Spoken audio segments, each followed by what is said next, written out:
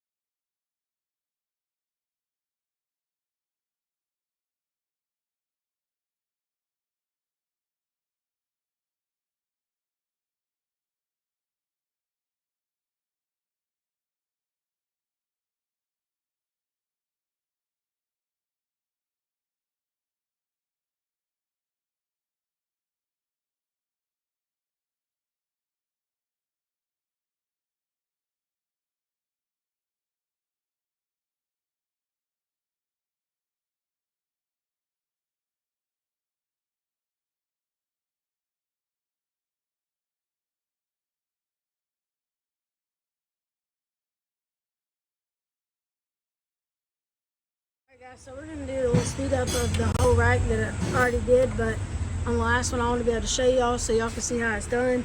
You need a 19mm wrench, 19mm socket and torque wrench, 6mm Allen, 4mm Allen if the jakes need to be adjusted, and a 13mm wrench. That's gonna be for the jakes, and 7mm to check the jakes, which I already adjusted the jakes on this. But all you do with this is you stick the tool in, take this loose, run it down to where it's tight, and make sure you can pull it out.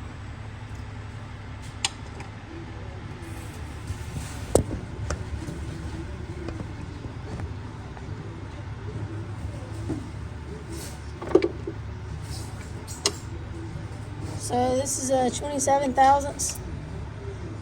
So it always is, I run it down where it's tight, snug, and I can't move it, then I just back it off a hair. That gives me the perfect drag I need. Tighten the nut down with your finger, keep the Allen held still while you turn it. Tighten it down. Be a good drag. Allison's teaching them how to run the overhead. What are you trying to do, Allison? Sorry about that. So you run it down snug just like you did the one before. Back it off just a hair. It's a good drag. So on these they're a little bit snugger because we run 15 thousandths instead of 14 like Cummins says, but we figured out that the little nozzles at the end of these, they spray out a lot better and oil it a lot better if you run 15 thousandths than you do 14 because it barely wants to come out. So after you run down with the wrench, check them. Bro, just look, bro, look how Torque's clear you are. 35. Just make sure you listen to the clip. Whenever you get down the last one, go ahead and retorque all of them just to make sure that you got all of them. And that's a short little clip. And put some oil on this so y'all can see.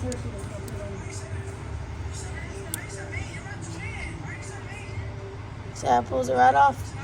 That's how you want it.